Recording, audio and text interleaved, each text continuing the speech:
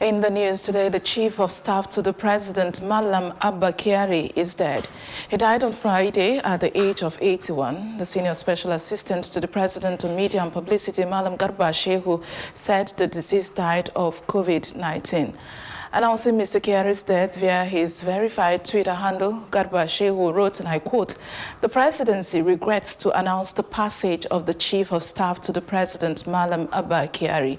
The deceased had tested positive to the ravaging COVID-19 and had been receiving treatment, but he died on Friday, April 17, 2020, end of quote." Shehu said funeral arrangements for the deceased would be announced soon.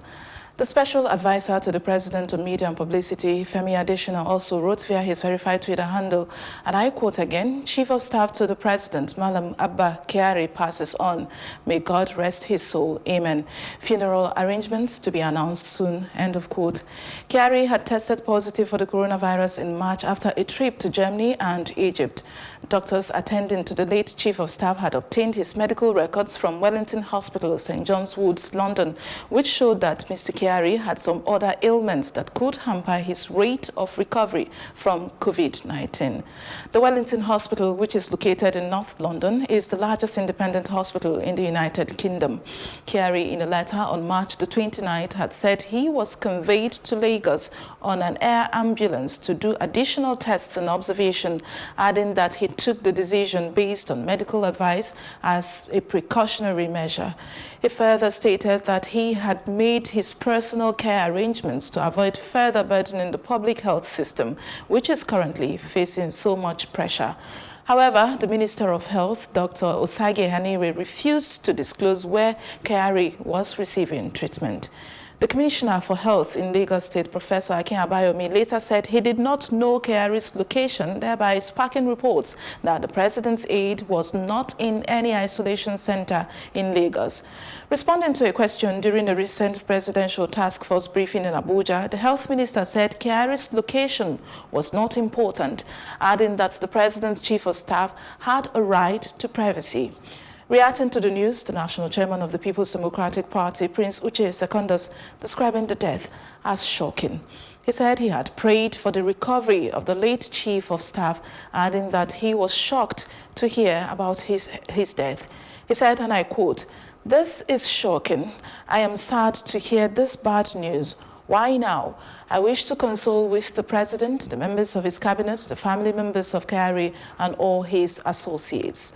The death is a reminder to all of us that whatever we are today, it is by the grace of God. He is the one that owns us and the one that can call us home at any time. Once more, I pray for the repose of the soul of the distinguished Nigerian. End of quote. We now move to Abuja, where our correspondent Amadine Uye gives us a short report on the life and times of Abba Kyari. Undoubtedly the most powerful of all presidential aides, the late Abba Kyari was a man to reckon with. Shrewd, calculative, serious-minded, but with an amiable smile. Many who had come across the most powerful Chief of Staff to the President since the advent of the Fourth Republic will admit he was not one to be taken for granted. The late Abba Kyari was appointed by President Muhammadu Buhari on August 27, 2015, a few months after the 2015 general elections. He holds a Bachelor of Arts degree in Sociology from the University of Warwick, England. He is also said to possess a Bachelor of Arts degree in Law from the University of Cambridge, England, and was called to the Nigerian bar after attending the Nigerian Law School in 1983. In 1984, he obtained a master's degree in law from the University of Cambridge. He later attended the International Institute for Management Development at Lausanne, Switzerland, and participated in the program for management development at the Harvard Business School in 1992 and 1994. The late Abba Kyari worked with the New Nigeria Development Company, New Africa Holdings, Africa International Bank, United Bank for Africa, Unilever, and Mobil in various capacities over the years. From Borno State, The former banker and ex-journalist has never left anyone in doubt over his huge influence on the presidency. As the chief of staff to the president, Mr. Kyari determined who would have an audience with President Muhammadu Buhari, the memos the president would see, the mails he would read, and those not needed around the president, no matter how highly placed they were. Over the years, he is known to have had rifts with several highly placed political figures, many of them soon to be kicked out of office. Notably among these include the former Minister of State for Petroleum Resources, Ibe Kachiko, the former Head of Service of the Federation, Winifred Oyoita, the former Chief Executive Officer of the Federal Inland Revenue Service, Babatunde Fowler, and the current National Security Advisor, Babagana Mungono, the only one that survived Mr. Kyari's acts. Always at the side of the president, many viewed Abba Kyari as Nigeria's de facto Prime Minister. Always seen with his trademark file in hand within the presidential villa, Kyari is regarded as an astute administrator with an eye for details, pushing President Muhammadu Buhari's reform agenda behind the scenes. One who has never appeared bothered about criticism, Mr. Kyari did a successful job in staying focused to the tasks assigned to him by Mr. President. His influence was further confirmed when on August the 21st, 2019, President Muhammadu Buhari made it resoundingly clear to ministers and appointees of governments to go through Abba Kyari in case of any attempt to see him. On March 30th, 2020, via a statement, the late Abba Kyari confirmed to Nigerians he had contracted the coronavirus. Mr. Kyari says he was being moved to Lagos for further tests and observation, and that he had followed protocols. On April the 18th, about 12:37 a.m., via a letter from the Senior Special Assistant to President Muhammadu Buhari on Media and Publicity, Femi Adesina, the announcement came that Mr. Kyari had passed away on April the 17th. It is clear Mr. Kyari will be sorely missed by President Muhammadu Buhari and those operating within the corridors of power. Amadine Uyi, Plus TV Africa. And joining us live in the studio is legal practitioner and social commentator, Liberus Oshomo. Good morning. Oshoma, rather. Good morning. Good morning. And good to have you this morning. How do you react to this news that we are beginning with? Yeah, it's a big blow. It's a sad one. When the news first broke that he had, contacted coronavirus, a lot of us, were skeptical that he will be able to make it, considering his age. And then, at that age, it's really not about, it's more about your immunity. Mm-hmm. And there are some illness that comes with age, and that's why you find that when this first started, a lot of people, want to protect the aged and all of that. And so when the news broke also, I felt very bad. So though some people, there'll be mixed feelings, right, about, from some quarters, certain quarters, especially considering the fact that a lot of people see him as a de facto president. Correct. And he's what you would call the Aneni of this government. What Aneni was to Obasanjo, that's what basically he is to Buhari. And like your reporter has said, he's one not to, bother himself with criticism. Mm-hmm. It's somebody who is, hate him or like him, is very focused. You hardly hear from him, but he does what he wants to do and he really does not care. And so because he's one to be, seen and not heard, hardly heard, so there's a lot of misconception about him and around him. And, people like that, also, they hardly talk. They hardly grant interviews. Mm-hmm. You just hear so many about. But it's a big blow to this government, especially given the fact that the president is who he is. He's the type also that you hardly hear from, and there's been scheming all around, the presidency. And Abba Kyari had been able to hold, that office together and do what he needs to do and when he needed to do them. Considering the fact that you have what I would call a lot of hawks in around the president. And then also, lastly, because these people, we've seen a lot of conflicting interest. President Buhari being who he is, he's somebody who seems not to be in charge. So the man who seemingly, created that opportunity or present that front of, look, yes, the presidency is in charge, is Abba Kyari. So I doubt if we'll be able to get somebody like him again. It's quite unfortunate, God rest his soul. And then this goes to show that truly COVID-19 is real. For those that have been doubting, that feels, it's all politics, it shows that it's real. He's taking one of the biggest in Nigeria. I mean, he's the biggest victim now. Yeah, the de facto president. And then on the flip side, government should see this in memory of Abba Kyari to use this opportunity to revamp the health sector. Because that brings me to my next question. Like you rightly said, he's the biggest victim in terms of the political and leadership space. Do you think his death will be a wake-up call to the government, especially in tackling COVID-19? Because we've also seen, laxity in different ways. Yeah, but I think it should. It should be a wake-up call. If not for him at all, but the fact that they are not able to fly abroad for medical treatment the way they are used to.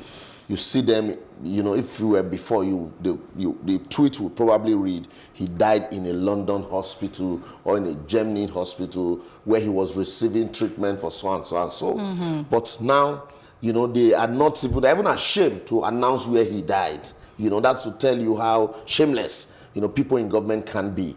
And so even if not for Abba Kyari's death, they should see this as an opportunity to remember that the time will come if they do not take care of, the institutions and infrastructures around us. It might be difficult for them to jet out to other people's own to take care of themselves. So, and that's why they need to provide those infrastructure. Imagine the president's wife, shouting at the top of her voice that the Aso Rock Clinic do not have Panadol. So, and if we're a serious-minded country, I had expected that, the chief of staff to the president, or if you like, you call him the de facto president, that the clinic should have been top-notch to be able to take care of him. But you saw how there were speculations. Some people said they flew him to Cuba. Some said he was in Lagos. And, so it's shameful that we couldn't even come out to say this is the hospital where he's receiving treatment because of lack of infrastructure to handle the matter. And so, warnings for other people who have aged parents, and the fact that if the de facto president of the country cannot take care of him, then you better keep yours very safe and very far away from COVID-19. We're going to talk about the culture of secrecy in our leadership. But before we get there, now, are we likely going to see some more lockdown in states? Because as you do know, there are conversations, or rather arguments, whether some states are saying, should they lock down, shouldn't they lock down, especially in the north, and we are seeing the increasing rate of COVID-19. Again, in as much as we're talking about a leader now, should we see that other states are taking this seriously and we go into maybe a national lockdown to be able to hold on and curtail the spread and even stop it moving forward? I'm not an advocate of this copy and paste, what I call copy and paste mentality or attitude to, tackling the pandemic. Every state has the peculiarity of the crisis in their states. Lagos State, for example, before the national lockdown, had a partial lockdown. And then, take a state like Akwa Ibom, for example. You had about 5 or 6 cases there. That's right. And as at day before yesterday, all of them had been discharged. Tested negative twice. Yes. And so for a state like that, you can't also say because other states are locked down, so you need to lock them down also. But how about interstates? You can protect, that's why you can protect your borders and have a quarantine method, for people who are coming in, and then you restrict movement around those borders, but you allow, work to go on within your state. If we had taken those steps timeously, earlier, and to lock our borders, like Tanzania had done. Tanzania didn't lock their border, but they have a system, a 14 days compulsory quarantine for those coming in. But the government had said there's no space for them to quarantine everybody coming in. But then, if we had taken those preemptive steps around our border early enough, we probably would have still been walking around now, and be able to keep COVID-19 out. And so let's allow the governors treat states, according to the peculiarity of the crisis in their state, and not this approach of once the president announced, lockdown of Abuja, Lagos, and Ogun, and then everybody just follows suit because you want to please the government at the center. But do you think we are taking this whole COVID-19 case seriously? We are not, actually. We seems to be just, copying. Because another thing we are not doing also is the fact that we just sit down there, we're waiting and hoping that the vaccine will come from somewhere abroad. And then all of us can answer, oh yes, shout uhuru, oh yes, there is a vaccine. What are we doing in terms of, is it forbidden that the vaccine should come from Africa or from Nigeria? What are we doing in terms of studying, research, to also create a vaccine for it? We are not even discussing that at all. And then you hear people, the average man on the street had asked the question, what do you call it? That there's no cure for the coronavirus, but yet, people are being discharged. Yeah. This idea of, I know government would want to be careful so as not to encourage self-medication, because the moment you say, oh, this is the drugs we are using to treat them, people would want to self-medicate. Exactly, treat ourselves at home. But then also there is a way you can also release information and consistent information to ensure that, yes, if you can't manage all the cases, there are some cases also that, experts can manage, at different places, but especially if you have a full-blown crisis, it becomes difficult to take for you to take care of all of them. And then also, coupled with the fact that if you lock down for too long, people might be compelled to go all out because you cannot sustain their means of livelihood, considering that the fact that about 95% of your population are people who work with, small and medium scale enterprises. And then also, when there is no work, salaries won't be paid. And when salaries are not paid, the multiplying effect, will force people out of their houses. So when you do all of this, there's need for you to learn how to manage information that you give to them, release them and ensure that education is consistent, while also looking at your possibility of finding a lasting solution to it. Now, talking about managing information, and of course, again, with the death of Abba Kyari, many people have said that in this country, there's a lot of culture of secrecy going on. Did you think that our government is transparent enough, especially, yes, regarding COVID-19 leaders? Are we seeing a lot of transparency? Is it a time to be unhealthily secret, for lack of a better word? Yeah, because when you have failed the people, it is common for you to not say anything to them because there's nothing to say to them. And so you now want to hide under the fact that, oh yes, government activities, these are secret issues. We don't want to unnecessarily release information. We don't want to raise alarm. We don't want to panic the people. So both those things that should be transparent are all kept under the table. Compare the case of Abba Kyari with that of the Prime Minister of the UK. Right. The moment the Prime Minister went, into ICU, everybody knew that the Prime Minister was in ICU. The day he was discharged, you saw the rousing ovation and welcome, the pictures, videos, and this transparency. You can't hide all of this. It also shows, it helped the people to boost their confidence in the system. It shows that, look, the things can be done. If the Prime Minister would go through this, there is no fear. It means that even you can go into ICU and still come out. It's a way of boosting confidence. You remember also the fear of coronavirus and the stigmatization, reduced the moment, some of those patients at the disease center, the infectious disease center, released the video of what was going on there. It helps also build confidence in the people that it's not a death sentence. But for government, now nobody even knows the hospital where he died, where he was receiving treatment, whether I was at home, whether I was in Cuba, whether I was in Lagos. Facility.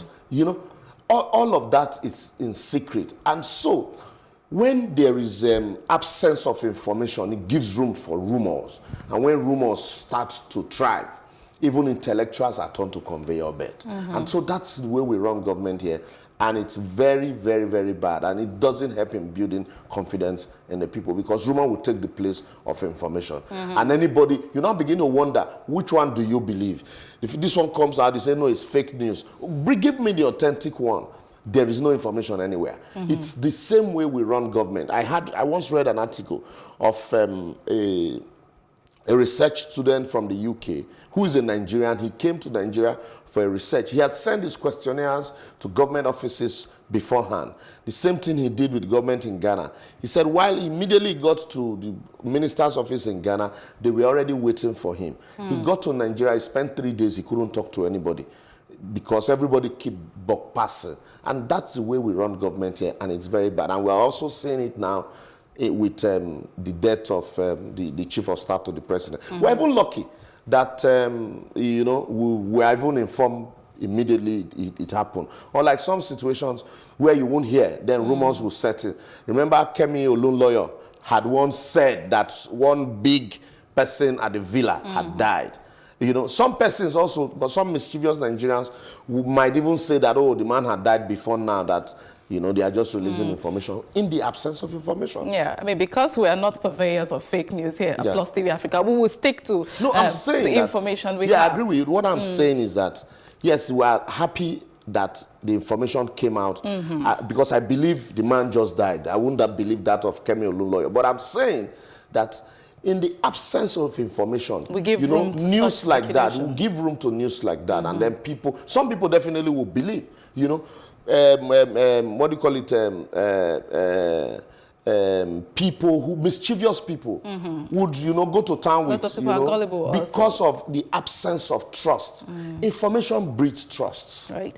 Okay, let's talk about the gaps that, COVID-19 has shown in our leadership system. While Abba Kyari tested positive, we heard the speculation of being moved to Lagos, and at some point he said, well, he wants to go into a private facility because he doesn't want to burden the government. We know the amount of money that has been budgeted into the health sector. What is happening such that we are not even able to rise up to the situation and say, you know what, even if you're in Abuja or you're in Kotongora, wherever you are, there will be a facility, health facility, that will be able to cater for any form of illness? You see, there's what we call political correctness. Which is? Wanting to go into a private facility is political correctness. If the public facilities were up to date, were top-notch, there was no need for the de facto president to say that, he wants to go, the late Abba Kyari to say he wants to go into a private facility because he doesn't want to bother the government. What actually happens is, I don't have faith in the public health institution, so I would rather want a situation where I would, be managed in a private facility, by, private people who I trust, who I can relate with. And to add to that, the Secretary to the Government of the Federation also now said that he didn't know that the state of our healthcare system was this bad. And so that shows that even the late Abba Kyari does not have faith in the healthcare system. And if those who are saddled with the responsibility of managing this system, to manage the government, does not have faith in the institutions of government, not is it you and I that do not even have anything. What it means is that what we have is a situation where, okay, if you say you do not have faith in the system, you're going to raise alarm. You're going to create sentiment. So just say, I don't want to bother the government. Whether you bother the government or not, even if you're in a private institution, the government being, a top-ranking officer, the government will ensure that everybody attending to you is top-notch. You're properly taken care of, because it's almost as if the president is in that situation. So that's what has happened. And so that also brings me to the fact that public institutions, I took time to compare photographs of our national hospitals with the National Office of the EFCC, the ICPC, and you will cry.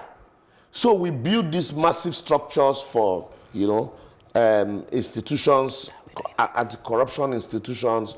We build massive structures for national hotels, but we forget and neglect that, health is wealth. And because we always have opportunity to fly abroad, even our president is so shameful that our presidents will, dash abroad for even the smallest of ailments. But we are happy and lucky that it is not Mr. President. Do you know the crisis would have been now if that had happened? Because we know what happened with Umaru Yar'Adua, how we couldn't treat our president here. One would have expected that would sound or be a learning curve for any other incoming president. Goodluck Jonathan came and didn't do anything about the health sector. President Buhari came, and even though he also had his own health crisis, because he could go abroad, he didn't also neglect, even when his wife was shouting. Now, that same crisis has taken one of his. One would have expected that it would sound as a lesson. When all of this is over, I tell you, they will not care because we've seen part 1. So part B will not be different from part 1, part A. So I would expect, I'm not looking at this crop of leaders for any hope at all. So let this, but that won't stop us from still advising, that let this be an opportunity to change orientation in government and the way we run government. Because if the facilities were available, the public institutions would have been better managed than even the private one. I remember growing up, if you attend, private schools, private primary schools or secondary schools, nobody reckons with you because the public schools were top-notch. The public hospitals were top-notch. Right. But when we started destroying the public ones, private ones, sprang up, and there was opportunity for better private hospitals. That's why they would rather, since they can't go abroad, they would rather, look towards the private hospitals. I think that's why he made that statement. But let them also remember, including some of them who are in public hospitals and using public funds to further their own private hospitals.